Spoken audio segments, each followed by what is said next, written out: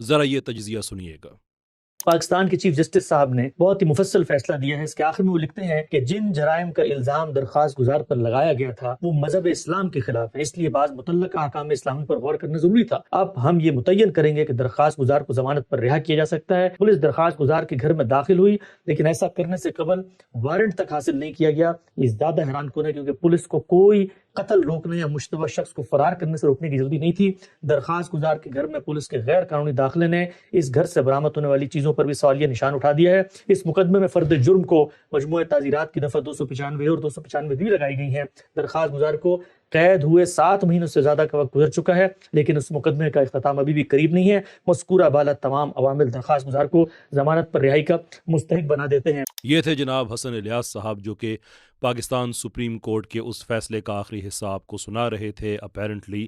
جس میں chief justice صاحب نے وہ ساری باتیں لکھی جو انہوں نے پڑھ کے سنائیں۔ یہ مبارک ثانی ورسز اسٹیٹ آف پاکستان کا کیس ہے۔ قرآن کے تحریف شدہ ترجمے کے کیس کے طور پہ عام طور پہ جانا جاتا ہے،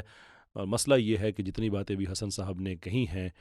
ایکچولی یہ اس فیصلے میں نہیں لکھی ہوئی۔ فیصلہ میرے سامنے موجود ہے، اس کا آخری حصہ جو انہوں نے پڑھ کے سنایا ہے، آخری پیراگراف، اس میں لکھا ہوا ہے کہ اس لیے فوجداری درخواست برائے اپیل، آگے درخواست کا نمبر ہے، بابت 2023 کو اپیل میں تبدیل کیا جاتا ہے اور اسے منظور کرتے ہوئے معترضہ حکم ناموں کو منسوخ کیا جاتا ہے، اور یہ حکم دیا جاتا ہے کہ درخواست گزار کو FIR نمبر، آگے اس کا نمبر ہے، کی بنیاد پر بننے والے مقدمے میں مبلغ 5,000 روپے کے ذاتی مچلقے پر فوراً ضمانت پر رہا کیا جائے۔ یہ باقی باتیں حسن صاحب کو کہاں سے مل گئیں، آئی ہیو نو آئیڈیا۔ عام طور پہ غامدی صاحب ہو گئے، حسن صاحب ہو گئے، ان کی شہرت یہ ہے کہ یہ بڑے تحمل سے بات کرتے ہیں، بڑی ریزننگ کے ساتھ بات کرتے ہیں، بڑے ہی طریقے سے بات کرتے ہیں، لیکن مسئلہ یہ ہے کہ آپ جتنے سکون سے، جتنے آرام سے، جتنے تحمل سے آپ غلط بیانی کا اظہار کریں، بہرحال وہ غلط بیانی ہی ہوتی ہے۔ اور اس پر تو رائے یہ کہ جب یہ بات غامدی صاحب سے پوچھی گئی تو انہوں نے کہا کہ انہوں نے بھی بڑی دقت نظر سے اس کا مطالعہ کیا ہے۔ میں نے یہ فیصلہ بہت دقت نظر کے ساتھ دیکھ لیا ہے۔ میں نے بہت غور سے اس مقدمے کو فالو کیا ہے، FIR کٹانے والے صاحب سے لے کر جو اس میں وکلاء ہیں، جو باقی میں نے سب سے بات کی کہ میں اس مقدمے کو ان سائڈ آؤٹ میں سمجھنا چاہتا ہوں کہ آخرکار بات ہے کیا۔ جب میں نے یہ مندرجات سنے جو حسن الیاس صاحب نے پڑھ کے سنائے تو مجھے لگا کہ شاید اس فیصلے میں شاید کوئی تفصیلی فیصلہ آ گیا ہوگا، اور وہ بتا رہے ہیں کہ یہ سپریم کورٹ کی ویب سائٹ پہ اویلیبل ہے، آپ جا کے ڈاؤن لوڈ کر سکتے ہیں۔ تو میں فوری طور پہ گیا، کچھ اور دوستوں سے کہا جو قانونی ماہرین ہیں، ان سے رابطہ کیا،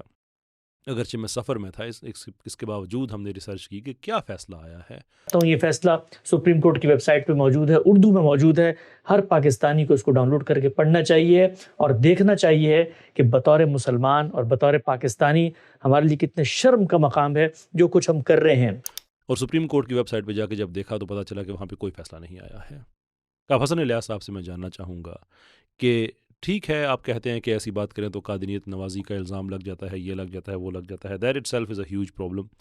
غامدی صاحب کے بارے میں میرے خیالات اس واقعے کے بعد بہت تبدیل ہوئے ہیں۔ پہلے میں سمجھتا تھا کہ بہرحال عالم دین ہے، کچھ چیزوں پہ اختلاف ہو سکتا ہے، لیکن معاملہ ختم نبوت پہ آئے تو چیزیں پھر ویسی نہیں رہتی ہیں۔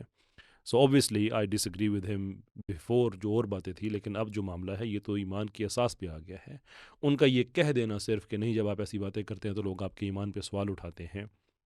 It does no change the fact کہ جب ایسی باتوں پہ کوئی بات کرتا ہے، یس ایمان پہ سوال اٹھتا ہے، وہ آپ پہ ایمان پہ نہیں اٹھے گا تو ہمارے ایمان پہ اٹھے گا، اس پہ تفصیل سے ہم بعد میں بات کریں گے۔ بٹ فار ناؤ آپ بہت اپنے تئیں اپنے حساب سے آپ ایک پرسیکیوشن کے خلاف ہیں، اور آپ سمجھتے ہیں کہ نہیں ان کو حق ہونا چاہیے وغیرہ وغیرہ، چلیں وہ ساری باتیں ایک طرف ہیں، لیکن اس کا مطلب یہ تو نہیں ہے کہ پبلک کے سامنے آپ اس لیول پہ آ کے غلط بیانی کرنا شروع کر دیں کہ جس کا کوئی سرے سے جواز ہی نہیں ہے، صرف اس لیے کہ لوگ دیکھ کے کہیں کہ ہاں بھئی آپ نے تو بڑی اچھی بات، آپ نے فیئر بات کر دی ہے اور بیلنس کی بات کہہ دی ہے۔ فیئر اور بیلنس کے لیے کم سے کم حق اس کا ہونا ضروری ہے۔ ناؤ یہ تو ہے میرا وہ غم، وہ غصہ کہ کیوں آپ لوگوں کو اس طرح سے مس لیڈ کر رہے ہیں، انتہائی شرمناک حرکت ہے یہ، لیکن مارجن بھی دیا جا سکتا ہے، اور وہ اب آپ کے اخلاق پہ ڈیپینڈ کرے گا کہ اگر تو سپریم کورٹ نے آپ کو کوئی ایسا فیصلہ بھیجا ہے جو انہوں نے پبلکلی کسی اور کو نہیں دیا، تو پھر آپ یہ چیز ویڈیو پہ آ کے بتا دیں، میں معذرت سے اپنے سارے الفاظ واپس لے لوں گا اور پھر سپریم کورٹ سے پوچھوں گا کہ آپ کو یہ اسپیشل ٹریٹمنٹ کیوں ملی ہے، آپ کو وہ فیصلہ کیوں دیا گیا ہے جو باقی پاکستان کو نہیں دیا گیا، اور اگر یہ آپ نے خود گھڑ لیا ہے تو پھر آپ دوبارہ سے کیمرے پہ آئیں اور بتائیں کہ آپ توہین عدالت کے مرتکب کیوں ہو رہے ہیں کہ ایسی چیز جو عدالت نے سرے سے کہی ہی نہیں ہے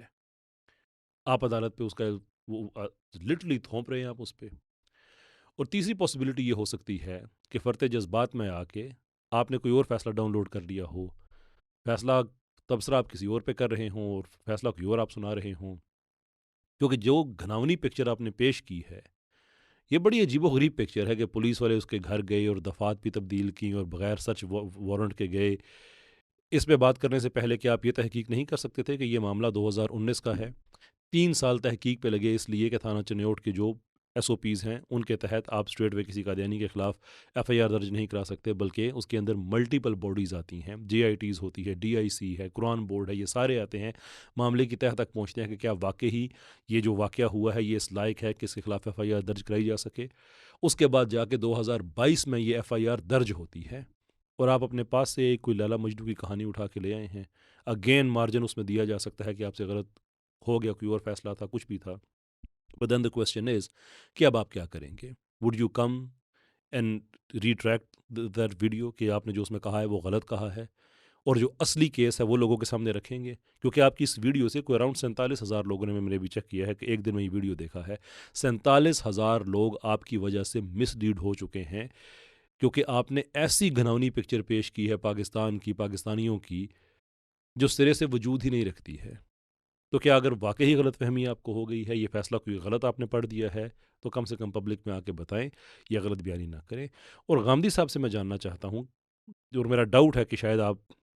یہ فیصلہ آپ نے غلط نہیں پڑھا ہے، یا اگر غلط کو اس طرح سے پڑھ دیا کہ کسی آدمی نے آپ کو تھما دیا اور آپ دونوں نے اس کو ویریفائی کیے بغیر اس پہ بات کرنا شروع کر دی، اس لیے کہ آپ کو تو غلط فہمی ہو سکتی تھی. غامدی صاحب بھی دیکھتے نظر سے پڑھتے رہے اور وہ اس میں وہ چیزیں بھی پڑھ گئی جو فیصلے میں لکھی ہوئی نہیں تھیں. ریئلی یعنی آپ بحثیت عالم دین چیزوں کو ویریفائی کر کے آگے پہنچانا، اور اس میں حکمت ہونی چاہیے اور دانائی ہونی چاہیے اور فراست ہونی چاہیے اور یہ ہونا چاہیے، اور کسی آدمی نے بھی آپ کو کوئی پیپر ہاتھ میں دے دیا اور آپ نے اس کو پڑھنا شروع کر دیا یہ کہہ کے کہ یہ سپریم کورٹ کا فیصلہ ہے، یہ علمی لیول ہے. میں معافی چاہتا ہوں، یہ بچکانہ حرکتیں ہیں. بہرحال بھول چوک ہو جاتی ہے، میں پھر بھی مارجن دینے کو بالکل تیار ہوں. میں خیر کون ہوتا ہوں کسی کو مارجن دینے والا، لیکن یہ معاملہ اتنا بڑا ہے کہ اتنے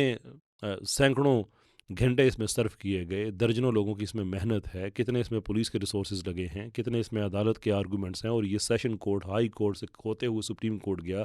کتنے وکیل اس میں شامل ہوئے ہیں. آپ نے ان سب کو سائڈ پہ رکھ کے اپنی طرف سے ایک چیز اگر کہہ دی ہے اور اسے اتنی بڑی غلط فہمی بن گئی ہے، تو یہ آپ کا اخلاقی فرض بنتا ہے اب کہ آپ ہی اس کو ریفیوٹ کریں اور آپ پبلکلی آ کے اس چیز کا اظہار کریں کہ جو آپ نے فیصلہ پڑھا ہے اس کا فیصلے سے کوئی تعلق نہیں ہے، قطعی طور پہ کوئی تعلق نہیں ہے. اس فیصلے کا جو بات آپ نے درست کہی کہ اردو میں فیصلہ آپ کو سپریم کورٹ سے مل جائے گا، میں آخری بات کہا کہ میں وہی بات ریپیٹ کرتا ہوں، فائدہ نہیں ہے، لیکن اس لیے کہہ رہا ہوں کہ شاید آپ کو احساس ہو جائے کہ جسے کہتے ہیں اعتماد سے آپ شرم دلا رہے تھے کہ پاکستانیوں کے لیے شرم کا مقام ہے، وہ سپریم کورٹ کی ویب سائٹ پہ جا کے فیصلہ ڈاؤن لوڈ کر کے پڑھ سکتے ہیں، موجود ہے، تو آپ بھی وہاں سے ڈاؤن لوڈ کر لیتے، کیونکہ یہ بیسٹ ایکسپلینیشن ہے آپ کے دفاع میں کہ شاید آپ نے خود ڈاؤن لوڈ نہیں کیا، کسی نے آپ کے ہاتھ میں تھما دیا ہے. اگر آپ نے خود ڈاؤن لوڈ کیا ہے تو پھر شرم ہمیں نہیں آنی چاہیے سر.